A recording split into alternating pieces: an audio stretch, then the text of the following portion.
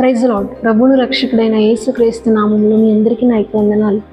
అందరూ బాగున్నారా? ప్రతిదినం దేవుని యొక్క వాగ్దానం ద్వారా బలపరచబడుతున్నారని ఆశిస్తున్నాను. మరి ఈ ఉదయకాల సమయంలో దేవుని యొక్క వాగ్దానాన్ని చదువుకుందాము. మొదటి సమూయేలు గ్రంథము 12వ అధ్యాయము 23వ వచనం. శ్రేష్టమైన చక్కని మార్గమును నీకు బోధింతును. చాలా చక్కటి యొక్క వాగ్దానాన్ని దేవుడి రోజు మనకు అందించున్నాడు. దేవుని యొక్క వాక్యము మనకు సెలవిస్తుంది ఏంటంటే, నేను నీకు బోధించే మార్గాలు చాలా చక్కటివి, శ్రేష్టమైనవి అని చెప్పేసి దేవుడు మనతో మాట్లాడుతున్నాడు.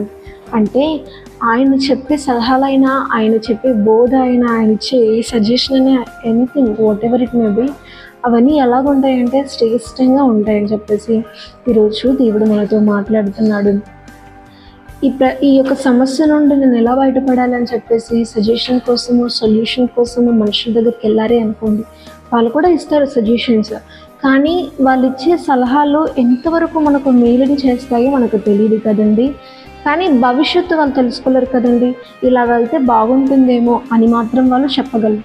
కానీ ఎలా వెళ్తే బాగుంటుంది, ఎలా మన జీవితంలో మేలు అనేది మనకు అనుగ్రహింపబడుతుంది అని చెప్పేసి అనేది దేవుడికి తెలుసండి. ఖచ్చితంగా దేవుడు మనకు అది ఇన్స్ట్రక్ట్ చేస్తాడని చెప్పేసి దేవుని యొక్క వాక్యం మనకు సెలవిస్తుంది. ఏ మార్గము మనకు బాగుంటుంది, ఏ మార్గము మనకు మేలును కలుగజేస్తుంది అని చెప్పేసి ఇదే త్రో అని దేవుడు ఏం చేస్తాడంటే మన వెంట నడిచి మన ప్రతి అవసరాలను తీర్చుకుంటూ దేవుడు మనకు ఆయన కృపని అనుగ్రహిస్తాడు. కాబట్టి దేవుడు అంటున్నాడు, నేను నీకు శ్రేష్టమైన చక్కటి మార్గాన్ని నేను బోధిస్తాను అంటున్నాను. కాబట్టి ఆయన బోధకు చెవియొగ్గండి, సహనం కలిగి ఆయన చూపించే మార్గంలో నడవండి.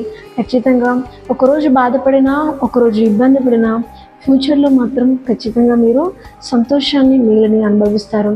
అట్టి కృప దేవుడు మీ అందరికీ అనుగ్రహించును గాక. ఆమేన్. ప్రార్థన చేసుకుందాం.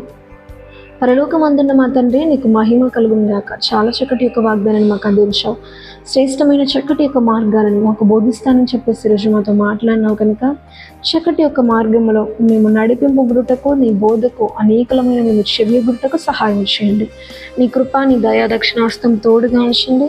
నమ్మిన ప్రతి జీవితంలో ఈ వాగ్దానాన్ని నెరవేర్చమని ప్రభు యేసుక్రీస్తు నామంలో అడిగి వేడుకుంటున్నాము తండ్రి. ఆమేన్.